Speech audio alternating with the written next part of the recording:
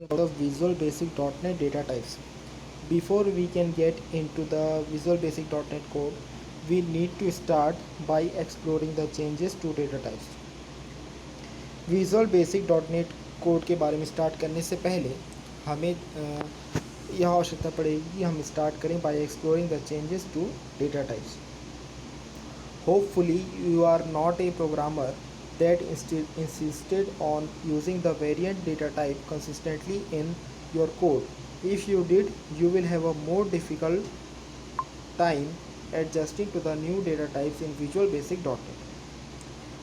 हम यह कंसिडर करते हैं कि आप एक प्रोग्रामर नहीं हैं जो इस बात के लिए इंस्टिट्यूटेड है कि आप यूज़ करें वेरिएंट डेटा टाइप कंसिस्टेंटली आपकी कोड में. यदि आप ऐसा करते हैं तो आपको एक डिफ़िकल्टी का सामना करना पड़ सकता है न्यू डेटा टाइप्स के लिए एडजस्ट होने के. न्यू डेटा टाइप जो कि अवेलेबल होते हैं विजुअल बेसिक .NET में, उनके लिए. The variant data type no longer exist in visual basic .NET. Another data type that did not make the transition is the currency type.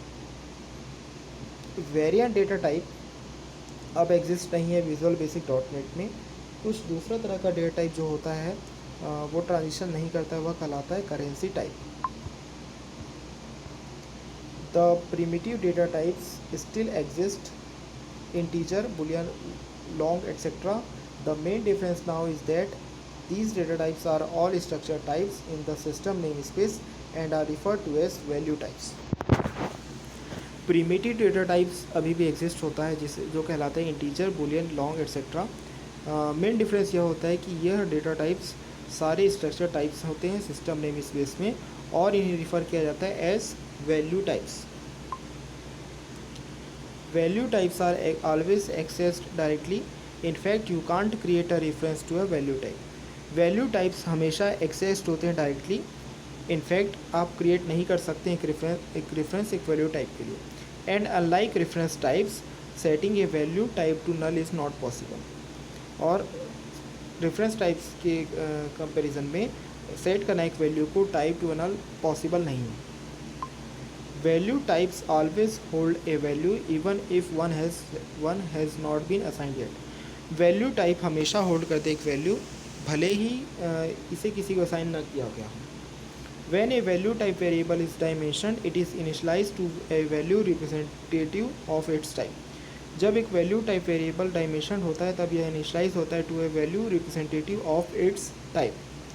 For example, if you dimension a variable to integer, the visual basic .NET compiler automatically initializes the variable to 0. उदाहरण के लिए यदि dimension करते हैं आप एक variable को integer पे, तो visual basic .NET compiler automatically initialize करता है वेरिएबल को 0 पे. Consider the following visual basic 6 variable declaration.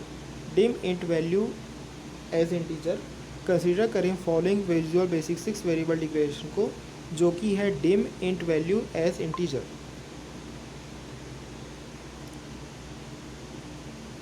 This code is still valid in Visual Basic .NET. However, you can also do the following in Visual Basic .NET. dim int value as integer equal 5. यह code अभी भी valid है Visual Basic .NET पे. फिर भी आप कर सकते हैं फॉलोइंग थिंग्स को Visual Basic .NET में, जो कहलाता है dim int value as integer equal 5. Being able to dimension and set the value of a variable at the same time is a much welcome change. यदि आप dimension create कर सकते हैं और सेट कर सकते हैं value of variable same time पे, तो यह बहुत ही ज़्यादा वेलकम चेंज है. For you Java users out there are also some new features to the value types you are already familiar with formatting and conversion. ऐसे प्रोग्रामर्स जो Java use करते हैं उनके लिए कुछ न्यू फीचर्स हैं वैल्यू टाइप्स में जिसके साथ आप ऑलरेडी फेमिलियर हैं. वह है फॉर्मेटिंग और कन्वर्जन में. इन visual basic 6 the format function and functions like CSTR function or CAInt function provides us with the means of converting between data types. Visual Basic 6 में फॉर्मेट फंक्शन और functions जैसे कि CSTR या फिर CINT function provided किया जाता है with the means of converting between data types. Now each data type has its own built-in methods to handle conversion, equality checks. There's even a toString method in these structures. अब प्रत्येक data types में खुद का built in method होता है इस conversion को handle करने के लिए, इक्वलिटी चेक करने के लिए। साथ ही साथ यहाँ एक इवन टू स्ट्रिंग मेथड होता है इन स्ट्रक्चर्स में। A final note on data type. Visual Basic.NET is a type safe language. You can only access a variable through the type associated with that variable. अब है एक final note data types पे। Visual basic dot net एक type safe language है। आप access कर सकते हैं एक वेरिएबल को through the type associated with that variable. We should be used to using option explicit in Visual Basic Code to require variable declaration, but Visual Basic.NET has a new directive called option strict. हमें use करना होता है option explicit visual basic code में ताकि हम variable declaration कर सकें, लेकिन विजुअल बेसिक डॉट नेट में एक न्यू डायरेक्टिव आया है जिसे कहा गया है ऑप्शन स्ट्रिक्ट।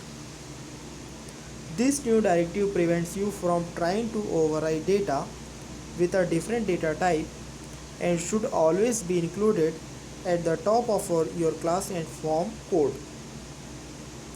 यह न्यू डायरेक्टिव रोकता है आपको इस बात के लिए कि आप ओवरराइट करें डेटा को एक डिफरेंट डेटा टाइप के साथ, और यह ऑलवेज इंक्लूडेड होता है आपके टॉप ऑफ क्लास पे और फॉर्म कोड पे। Now we are talking about the system dot object class. The system dot object class is much like the object class in Java. System dot object class क्या होता है, ज़्यादातर होता है like object class in Java. The system dot object class is the super class of all classes in .NET framework. It is the only class in .NET that does not inherit from any other object type. System dot object class object class Java के object class की तरह ही होता है। System dot object class super class होता है उन सारे क्लासेस का जो कि होते हैं .NET फ्रेमवर्क। यह केवल क्लास होता है .NET में जो कि इनहेरिट नहीं करता है किसी अन्य ऑब्जेक्ट टाइप को। All objects must either explicitly or implicitly declare support for exactly one other object type.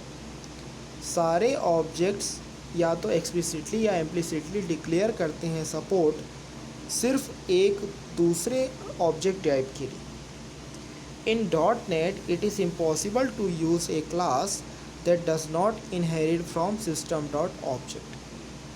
.NET में यह चीज़ इम्पॉसिबल होती है कि आप यूज़ कर सकें एक क्लास को जो कि इनहेरिट नहीं होता है सिस्टम डॉट ऑब्जेक्ट से।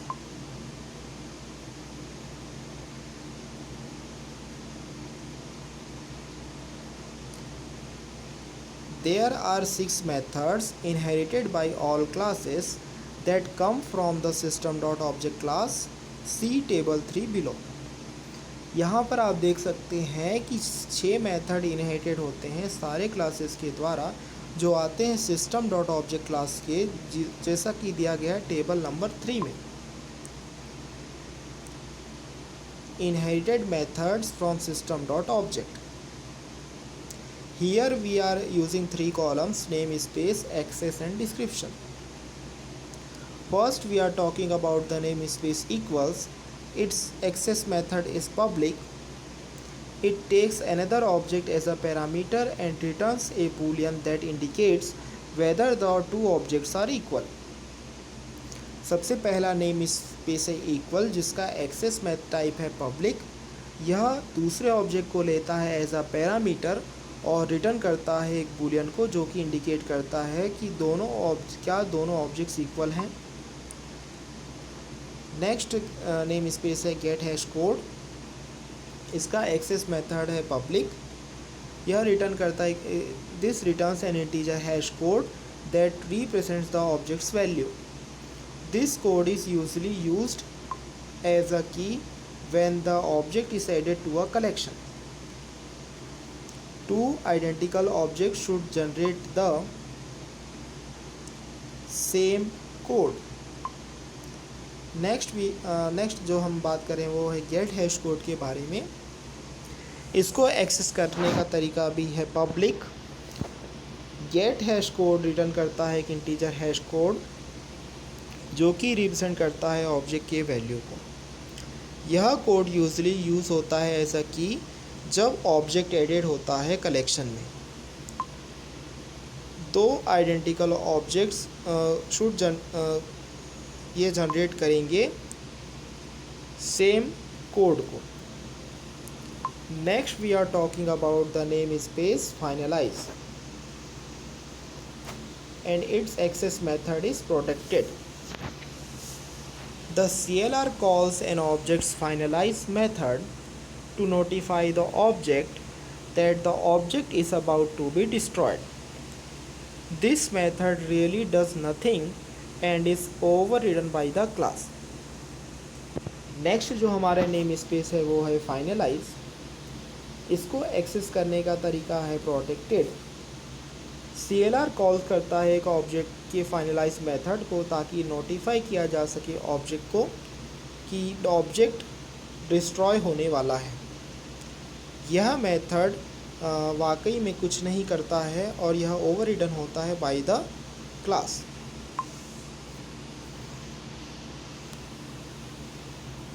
Member wise clone, it's method is protected. It creates a shallow copy of the object.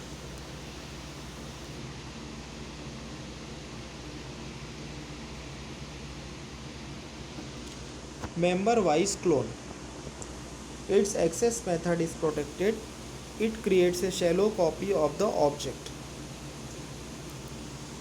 Member-wise clone एक तरह का नेम स्पेस है जिसका कि एक्सेस मेथड है प्रोटेक्टेड। यह क्रिएट करता है एक shallow copy of the object. Next name space is get type. Its access method is public. Get type name space returns an instance of system type which is used to get information about the object through meta data. Get type एक name space है जिसका access method है public. यह return करता है एक instance of system type जिसका इस्तेमाल होता है उस इंफॉर्मेशन को प्राप्त करने के लिए about the object through meta data. Next we are talking about the name space to string. Its access method is public. It returns a string representation of the object. अब जिस नेम स्पेस के बारे में हम बात कर रहे हैं वो है टू स्ट्रिंग। इसका एक्सेस मेथड होता है पब्लिक। टू स्ट्रिंग रिटर्न करता है एक string representation of the object. Next we are talking about the garbage collection in visual basic .NET. In VB6, when you were finishing using an object, you simply set it to nothing and the object would be released. Visual basic 6 में जब आपका काम finish हो जाता है एक object को use करने पे, तब आप सिंपली इसे सेट करते हैं नथिंग पे और ऑब्जेक्ट रिलीज़ हो जाता है। This is no longer the case with visual basic .NET। अब यह केस विजुअल बेसिक .NET के साथ काम नहीं आता है। In Visual Basic .NET, when a variable loses scope, the CLR destroys the object and removes it from the stack automatically for you. Visual Basic .NET में जब एक वेरिएबल लूज़ करता है स्कोप तो CLR डिस्ट्रॉय करता है object को और रिमूव कर देता है इसे स्टैक से ऑटोमेटिकली आपके लिए। तो अभी जो हमने पढ़ा garbage collection in visual basic .NET, इसे एक बार रिवाइज कर लेते हैं। विजुअल बेसिक 6 में जब आप किसी ऑब्जेक्ट के से रिलेटेड काम करना फिनिश कर देते हैं तब आप इसे सिंपली सेट करते हैं नथिंग पे और ऑब्जेक्ट रिलीज़ हो जाता है। लेकिन इस तरह का केस विजुअल बेसिक .NET के साथ नहीं होता है। विजुअल बेसिक .NET में जब एक वेरिएबल स्कोप लूज़ करता है तो CLR डिस्ट्रॉय करता है ऑब्जेक्ट को और इसे रिमूव कर देता है स्टैक से ऑटोमेटिकली आपके लिए। Next we are talking about the object oriented programming in visual basic dot net. अब हम बात करेंगे object oriented programming in visual basic dot net के बारे में। Many people have asked for this for a long time and now Microsoft has delivered. बहुत सारे लोगों ने इसके बारे में लंबे समय तक पूछा और अब माइक्रोसॉफ्ट ने इसे डिलीवर किया। As you may have guessed by now, the major difference in visual basic dot net is that it is now truly object oriented. जैसा कि आपने अभी तक अंदाज़ा लगा लिया होगा, major difference visual basic dot net में यह है कि यह पूरी तरीके से शुद्ध रूप से ऑब्जेक्ट ओरिएंटेड है। Inheritance is one of the fundamental aspects of object-oriented programming. Inheritance fundamental aspects है object-oriented programming का। Through inheritance, you can derive classes from other classes that have already been written. Inheritance के द्वारा आप derive कर सकते हैं classes को other classes से जो अभी तक आपने लिखा है। Even a Windows form is now inherited. Just look at the code that begins each form. जब भी हम बात करते हैं एक विंडोज़ फॉर्म की जो कि इनहेरिटेड है, तो आपको इसको लिए कोड को देखना होता है जो हर फॉर्म की शुरुआत में लिखा हुआ होता है। Public class form 1 inherits system.windows forms.form. As you may know, when a class inherits from a base class, it inherits the properties and methods of that class or its member. जैसा कि आप जानते हैं कि जब एक क्लास इनहेरिट होता है बेस क्लास से, तो यह इनहेरिट करता है इसके प्रॉपर्टीज़ को और उस क्लास के मेथड्स को भी, यानी कि इसके मेंबर्स को। You can then use or add these members in your own class in whatever way you need. इसके बाद आप यूज़ कर सकते हैं या फिर ऐड कर सकते हैं इस मेंबर्स को आपके खुद के क्लास में जहाँ पर आपको ज़रूरत हो और जिस तरीके से आपको ज़रूरत हो। Visual basic dot net could not be truly object oriented without polymorphism, which it of course has. Visual basic dot net एक ट्रूली ऑब्जेक्ट ओरिएंटेड बिना पॉलीमॉर्फिज्म के साथ नहीं कहलाएगा, जो कि इसमें मौजूद है। Using the Windows dot forms dot form class an example, you create 2 Windows forms in your application. They both have a close method, but what the code does in each form can be different and usually is. जब भी आप इस use करते हैं Windows dot forms dot form को class को as example, तो आप क्रिएट करते हैं 2 विंडोज़ फॉर्म को आपके एप्लीकेशन में। दोनों में एक क्लोज मेथड होता है, लेकिन जो कोड होता है वह प्रत्येक फॉर्म में डिफरेंट हो सकता है और यूजुअली हो सकता है। The point is that each form inherits from the Windows dot form class, but each has its own form, no pun intended. Point यह होता है कि प्रत्येक फॉर्म इनहेरिट होता है from the Windows dot form class, लेकिन यह इसमें खुद का एक फॉर्म होता है। After all, the word polymorphism literally means many forms. Literally polymorphism word का मीनिंग होता है बहुत सारे forms. One other change in visual basic dot net that relates to object oriented programming is method overloading. दूसरा जो change है और visual basic dot net में जो कि रिलेट होता है ऑब्जेक्ट ओरिएंटेड से, वह है method overloading. Visual basic always had a sort of way of overloading functions or methods by using the optional keyword in the function method declaration. Visual basic में हमेशा है एक sort of way overloading function या फिर methods by using optional keyword in the function method declaration.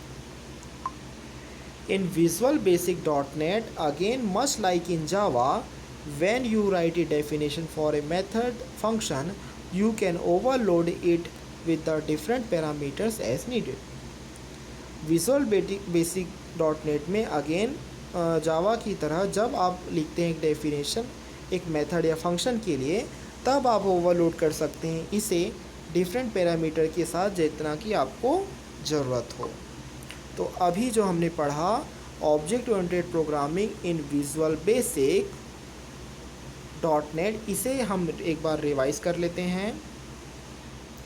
Object oriented programming in visual basic .NET, बहुत सारे लोगों ने इसके बारे में लंबे समय तक पूछा और अब माइक्रोसॉफ्ट ने इसे डिलीवर किया। तो जैसा कि आप अभी तक अंदाज़ा लगा चुके होंगे कि major difference visual basic .NET में यह होता है कि यह शुद्ध रूप से ऑब्जेक्ट ओरिएंटेड है। इनहेरिटेंस एक फंडामेंटल एस्पेक्ट्स होता है ऑब्जेक्ट ओरिएंटेड प्रोग्रामिंग का। इनहेरिटेंस के माध्यम से आप डिराइव कर सकते हैं क्लासेस अदर क्लासेस से जो कि आपने अभी तक लिखे हुए हैं। अब मान लीजिए एक विंडो फॉर्म इनहेरिटेड हुआ है, तब आपको देखना होगा उस कोड के बारे में जो कि प्रत्येक फॉर्म के शुरुआत में होता है। यह होता है public class form1 inherits systems.windows.forms.form। जैसा कि आप जानते हैं कि जब एक क्लास इनहेरिट होता है एक बेस क्लास से, तो यह इनहेरिट करता है प्रॉपर्टीज़ को और मेथड्स ऑफ दैट क्लास और इट्स मेंबर को। तब आप यूज़ कर सकते हैं या फिर ऐड कर सकते हैं इन मेंबर्स को आपकी खुद की क्लास में जब भी आप चाहें, जहां ऐसे आप चाहें। Visual basic .NET truly object oriented तब तक नहीं होगा जब तक उसमें पॉलीमॉर्फिज्म नहीं होगा, लेकिन इसमें होता है। windows.forms.form का यूज़ करके एक क्लास का एक एग्जांपल यदि आप देखें तो यहाँ पर क्या होता है, आप क्रिएट करते हैं दो विंडोज़ फॉर्म आपके एप्लीकेशन के लिए, दोनों में होता है क्लोज मेथड। लेकिन क्या होता है जब कोड प्रत्येक फॉर्म में डिफरेंट हो, यूजुअली हो सकता है। इसका पॉइंट यह होता है कि प्रत्येक फॉर्म इनहेरिट होता है एक windows.form.form क्लास से, लेकिन यह अपने आप में एक अलग फॉर्म होता है। इसका मतलब यह है कि पॉलीमॉर्फिज्म वर्ड का लिटरली जो मीनिंग होता है वो होता है मैनी फॉर्म्स। एक जो दूसरा चेंज जो होता है विजुअल बेसिक .NET में, वह रिलेटेड होता है ऑब्जेक्ट ओरिएंटेड प्रोग्रामिंग से, वह होता है मेथड ओवरलोडिंग। विजुअल बेसिक में हमेशा होता है एक sort of way of overloading functions या मेथड, जिसके लिए यूज़ किया जाता है ऑप्शनल कीवर्ड फंक्शन या फिर मेथड में, method declaration. Visual basic .NET में अगेन जावा की तरह जब आप लिखते हैं एक डेफिनेशन मेथड या फंक्शन के लिए, तो आप इसे ओवरलोड करते हैं डिफरेंट पैरामीटर्स के साथ जैसे कि आपको ज़रूरत हो। Now we are talking about the Visual Basic .NET classes checking account sample. The following is a short example of a class written in Visual Basic .NET. After the code, I will examine the features of the classes. नीचे दिया गया एक short example है class जो कि लिखी गई visual basic .NET में। कोडिंग करने के बाद हम एग्जामिन करेंगे features of the class. Code for the checking class.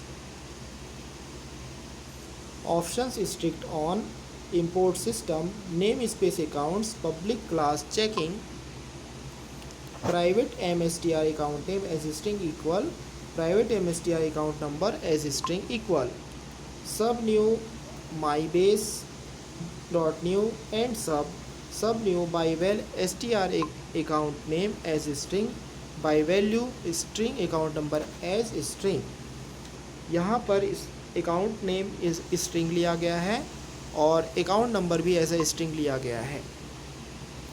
My base dot new mstr account name is equal string account name, mstr account number equal string account number, and sub overridable function serialize as boolean if mstr account number and mstr account number, then return true, else return false, and if and function।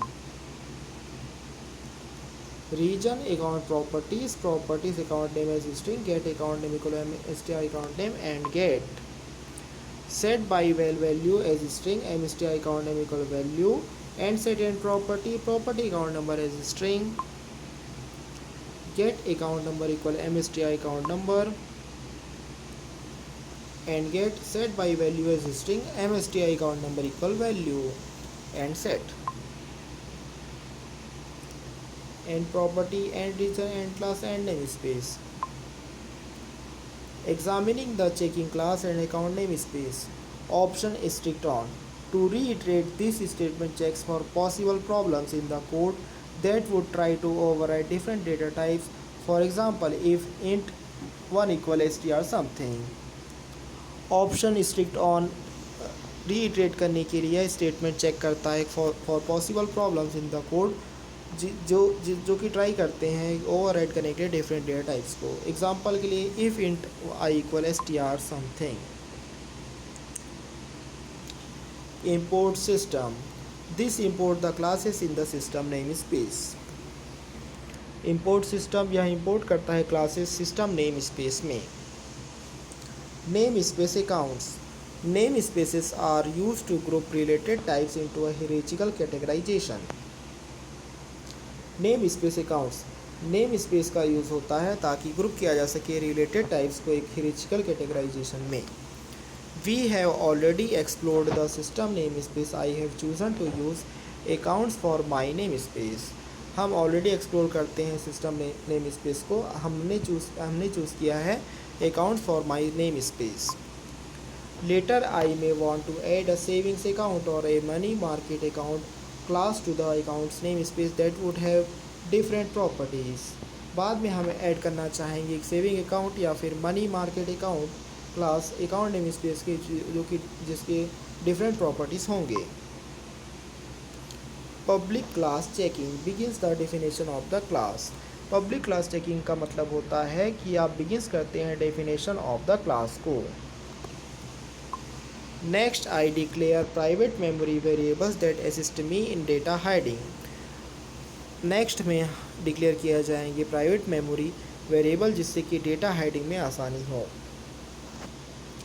While these variables will hold the actual value of the account name and account number, the consumer of this class can only access these values by using the public methods. जैसा कि आप जानते हैं कि ये variables hold करते हैं actual value of the account name account number. Consumer of this class केवल एक्सेस कर सकते हैं इन वैल्यूज़ को by using the public methods. सब new. This is the default constructor for the class. You can see I have overridden the new constructor with one that will also allow the consumer to pass initial values to the class during construction. सब new यह default constructor होता है class के लिए. आप देख सकते हैं कि मैंने ओवररिडन किया है न्यू कंस्ट्रक्टर को जिसके साथ जो कि अलाउ करेगा कंज्यूमर को ताकि पास किया जा सके initial values to the class during construction. My base dot new. This must be the first line of code in the constructor method. This calls the base class constructor that the class is derived from. In this case, it is system. My base dot new.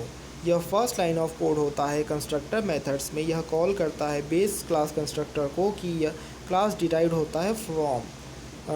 इस case में यह है system. Overridable function serialize. Because Visual Basic.NET methods are not overridable by default, you must explicitly use the keyword overridable for methods you want consumers to be able to override. Overridable function serialize. क्योंकि Visual Basic.NET methods overridable नहीं होते हैं by default, तो आपको explicitly use करना होगा keyword overridable for methods जहाँ पे आप चाहते हैं कि आप consumers को override करना चाहें. Property account name.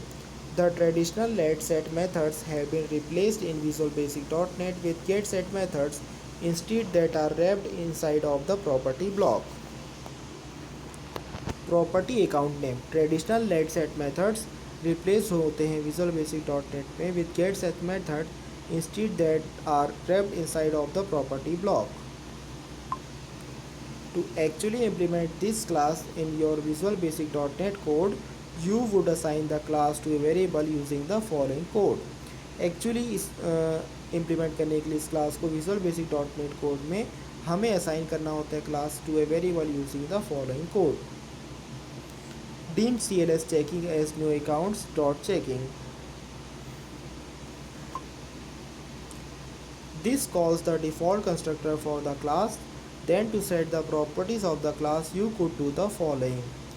इससे कॉल होता है default constructor of the class. तो बाद में प्रॉपर्टीज़ को सेट करने क्लास के प्रॉपर्टीज़ को सेट करने के लिए आप निम्नलिखित चीज़ें कर सकते हैं. With C L S checking dot account name equal M south checking account, account number equal 5311123221 and with Visual Basic .NET a high level summary. Now we are talking about the Visual Basic .NET a high level summary. As you can probably tell by now, there are a lot of things that are new with Visual Basic .NET, but there are also some things that haven't changed. जैसा कि आप अभी तक समझ गए होंगे कि बहुत सारी चीज़ें हैं जो कि नई हैं Visual Basic .NET में, लेकिन कुछ चीज़ें ऐसी हैं जो चेंज नहीं हुए हैं. One could easily write a book on this topic, but with this paper we will keep it on a high level. So let's review some of the major changes in Visual Basic .NET. कोई भी व्यक्ति आसानी से एक book लिख सकता है इस टॉपिक पे, लेकिन यह पेपर इसे एक हाई लेवल पे रखेगा. इसलिए हम रिव्यू करते हैं कुछ major changes Visual Basic .NET में. The framework. There are many goals of the .NET framework. However, the main goal and benefit is that of the CLR. बहुत सारे गोल्स होते हैं .NET फ्रेमवर्क में, फिर भी मेन गोल क्या होता है, बेनिफिट होता है CLR का. With the CLR, objects that are written in C++, C# and Visual Basic .NET can all be used in any project. CLR की मदद से ऑब्जेक्ट्स जो कि लिखे हुए होते हैं C++ या C# में और Visual Basic .NET में, उन्हें यूज़ किया जा सकता है किसी भी प्रोजेक्ट में जो कि टारगेटेड होता है .NET फ्रेमवर्क के लिए. If you are familiar with COM, a subject I haven't touched on this paper, it is time to forget what you know. COM no longer exists in .NET. There is a backward compatibility for ActiveX and DLLs. However, I would expect this to go away in future releases of .NET. यदि आप COM के साथ familiar हैं तो एक ऐसा subject है जिसे यहाँ पर टच नहीं किया गया है, तो यहाँ पर आपको यह भूलने की आवश्यकता है कि आप क्या जानते हैं. COM एग्जिस्ट नहीं है अब .NET में. यह एक बैकवर्ड कंपेटिबिलिटी है फॉर ActiveX और DLSS. फिर भी आप इसके बारे में एक्सपेक्ट करेंगे कि यह फ्यूचर रिलीजेस ऑफ .NET में हो सकता है. The framework is meant to be the great equalizer. No longer do we as programmers have to worry about the underlying architecture hardware we are running on. If the PC meets the minimum requirements for the .NET framework, then your Visual Basic .NET application should run without problems on that PC. Framework होता है great equaliser के लिए. अब वह बात नहीं रहेगी कि प्रोग्रामर को वरी करना होता था अबाउट अंडरलाइंग आर्किटेक्चर हार्डवेयर किस पे आप वर्क कर रहे हैं. यदि पर्सनल कंप्यूटर मीट करता है minimum requirements for the .NET framework, तब आपको विजुअल बेसिक .NEट एप्लीकेशन को रन करना होता है without problem on that PC. Syntax.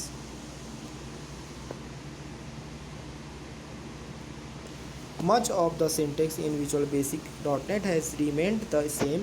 However, as I already mentioned, everything in Visual Basic .NET is now an object, even the data types. Much of the syntax in Visual Basic .NET remained the same. फिर भी जैसा कि हमने mention किया था, हर चीज़ Visual Basic .NET में एक object होती है, even the data types. You can still use data types much the same as before. However, Since they are now objects, the programmer has greater control and flexibility when manipulating them. आप अभी तक use कर सकते हैं data types को much the same as before.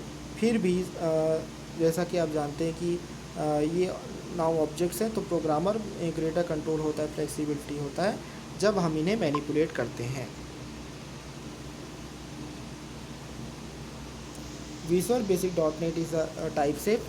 Visual basic dot net type safe है। Since the variant data type no longer exist, you can not simply assign the value of an integer to a string, for example. This will cause a runtime error. Visual Basic .NET type safe है। जैसा कि आप जानते हैं कि variant data type अब exist नहीं करता है, तो आप सिंपली असाइन नहीं कर सकते वैल्यू ऑफ इंटीजर एक स्ट्रिंग को।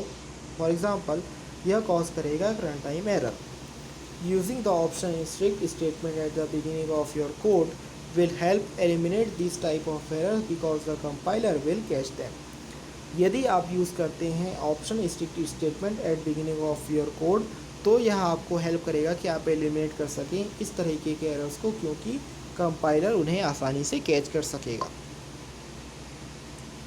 Distribution of application, this is a major and very much welcome change in visual basic .NET। यह बहुत ही मेजर और वेरी मच वेलकम चेंज है विजुअल बेसिक .NET में। Today when you create a visual basic 6 application that uses COM components, you have to remember to always package the COM components with your application.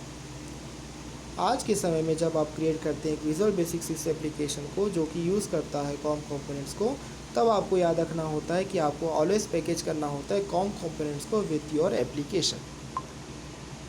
Furthermore,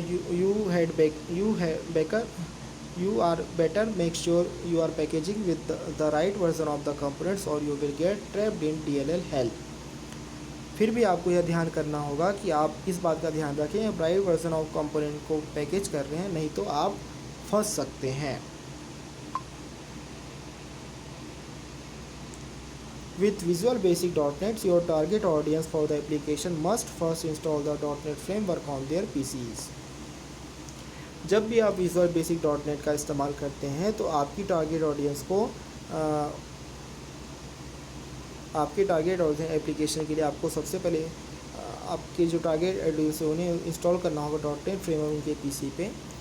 next, you simply create a folder and copy your application and any supporting files, help files etcetera to that folder and you are finished. Next इसके बाद आपको simply create करना होगा एक folder, copy करना होगा आपका application और अन्य सपोर्टिंग फाइल्स को जैसे कि हेल्प फाइल एक्सेट्रा उस फोल्डर में, और आपका कार्य समाप्त। It really is the simple, यह बहुत आसान है। When the user wants to uninstall your application, they simply delete the folder containing the application. जब यूज़र अनइंस्टॉल करना चाहेगी इस एप्लीकेशन को, तो वह सिंपली डिलीट करेगा उस फोल्डर को जिसमें वह एप्लीकेशन रखा हुआ है। देयर इज़ नो रिस्क और वरी ऑफ अनरजिस्टरिंग कंपोनेंट्स और removing shared component that cause other application to no longer function. तो यहाँ पर कोई रिस्क नहीं होता है या कोई भी चिंता नहीं होती है अनरजिस्टरिंग कंपोनेंट की या रिमूव कर देने की शेयर्ड कंपोनेंट जो कि कॉज करता है अदर एप्लीकेशन को to no longer function. Data access and XML. I will talk more about ADO.NET in one of the following sections, but I did want to mention here that data access with Visual Basic .NET and ADO.NET has changed immensely. हम यहाँ पर ज़्यादा बात करेंगे ADO.NET के बारे में following section पे, लेकिन हम यहाँ पर यह मेंशन करना चाहते हैं कि data access with visual basic .NET और ADO.NET में चेंज हुआ है immensely. The record set object no longer exist in ADO, instead we now use a data set object. Record set object no longer exist है ADO में, भले ही हम यहाँ पर इस्तेमाल करते हैं एक डेटा सेट ऑब्जेक्ट को। The main idea behind the dataset object is this: after you have defined all you need about the data source, you use a dataset command object to connect to the data source and retrieve the data you want, then disconnect from the data source. Main idea इसके data set object के पीछे यह होता है कि जब आपको define करना होता है ऑल सारे अबाउट द डेटा सोर्स, तो आपको यूज़ करना होता है डेटा सेट कमांड ऑब्जेक्ट, ताकि आप कनेक्ट कर सकें डेटा सोर्स को, रिट्राइव कर सकें उस डेटा को जो आप डिस्कनेक्ट करना चाहते हैं डेटा सोर्स से। This frees up server resources because the server does not have to maintain as many concurrent connections. यह फ्री अप करता है सर्वर रिसोर्सेज को, क्योंकि सर्वर को मेंटेन नहीं करना होता है as many concurrent connections. This principle is much the same as using a disconnected record set, but as you will see later there are also other features in the dataset object that disconnected record set cannot handle. यह principal बहुत ही similar होता है disconnected record set के, लेकिन जैसा कि आपने बाद में देखा तो इसमें कुछ अदर फीचर्स होते हैं डेटासेट ऑब्जेक्ट में जो कि डिस्कनेक्टेड रिकॉर्ड सेट हैंडल नहीं कर सकता है। At the root of all data in .NET is XML. I will explain later why XML is used and you will hopefully see the beauty of it. At the root of data, all data is XML. If you have ever developed distributed application or wanted to .NET gives you tools to do this much easier than before. यदि आपने अभी तक develop किया distribution application को या फिर आप करना चाहते हैं तो .NET आपको इस तरीके के टूल्स देता है कि जो यह काम को आसान बना देता है।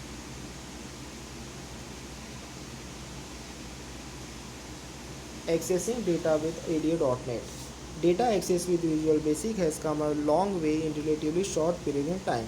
बहुत ही कम समय में data access with visual basic एक लॉन्ग वे में आ गया है। After all Microsoft release 3 versions of visual basic after database access was ever included. इनके बाद माइक्रोसॉफ्ट ने रिलीज़ किए थे 3 वर्जन विजुअल बेसिक्स पे, जहाँ पे डेटाबेस एक्सेस एवर इंक्लूडेड हुआ था।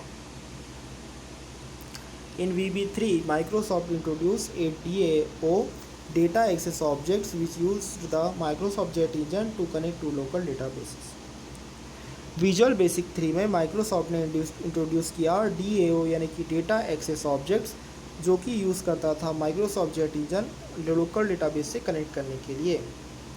You could use DAO to connect to databases on a server, but the performance was poor because DAO was optimized for local access. आप use कर सकते हैं DAO को ताकि आप कनेक्ट कर सकें डेटाबेस ऑन अ सर्वर, लेकिन परफॉर्मेंस पुअर था क्योंकि DAO ऑप्टिमाइज हुआ था for local access. Following DAO came RDO remote data objects and then finally ADO active data X objects. DAO को फॉलो करते हुए आया RDO यानी कि रिमोट डेटा ऑब्जेक्ट्स, और फाइनली उसके बाद आए ADO यानी कि active X data objects. These access technologies were designed with client server in mind, but with the move away from a client server to an entire approach to system design, something new was needed. Enter ADO.NET. ये access technology design हुए थे client server को ध्यान में रखते हुए, लेकिन जैसा कि मूव अवे हुआ from a client server to an entire approach to system design, कुछ नई चीज़ें की आवश्यकता थी, जैसे कि एंटर करना ADO.NET को। As mentioned earlier the record set object no longer exist in ADO.NET। जैसा कि मेंशन करना किया earlier, record set object exist नहीं होता ADO.NET में। The successor, the dataset object, now gives us a look at all of the data. Successor dataset object ने देखा at all of the data. It can model data logically or abstractly because unlike the record set, the dataset is not a container that can hold only rows of data.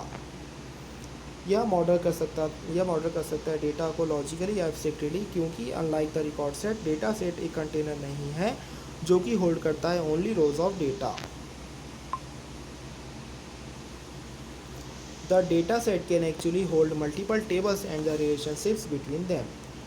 Data set actually hold करता है multiple tables को, relationships between them. Let us say for example you wanted to query data from 2 tables in a database that are joined together. तो example के लिए आप यह कर सकते हैं कि आप क्वेरी करना चाहते हैं data from 2 tables in a database जो कि जॉइन हुए together. In traditional ADO, you would execute a SQL query that plays the result in record set object. Traditional ADO में आप क्रिएट करना चाहते हैं, एग्जीक्यूट करना चाहते हैं कि SQL क्वेरी जो कि प्लेस्ड होगा result in the record set object. In ADO.NET, using the dataset object, the two tables themselves are placed in the dataset and you then perform the read query afterwards. ADO.NET में हम use करते हैं dataset object को, दो tables जहाँ पे जो कि themselves प्लेस्ड होते हैं डेटासेट में, और उसके बाद आप परफॉर्म करते हैं नीडेड क्वेरी को उसके बाद. The advantage of this method is not obvious, but what if there was some bit of detail in one of the tables your query left out? इस मेथड का एडवांटेज ऑब्वियस नहीं है, लेकिन यहाँ पर कुछ bit of detail in one tables आपकी query left out. You would then possibly have to create another record set to query the additional information you needed. इसके बाद आपको क्रिएट करना होगा another record set to query the additional information you needed. Previous releases of ADO had support for XML, but it was crude at best.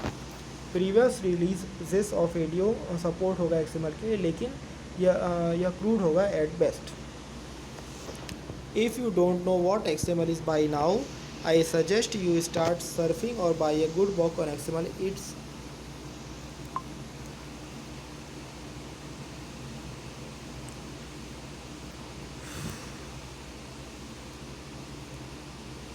इस video में बस इतना ही. नेक्स्ट वीडियो में हम देखेंगे a comparison of ADO and ADO.NET features.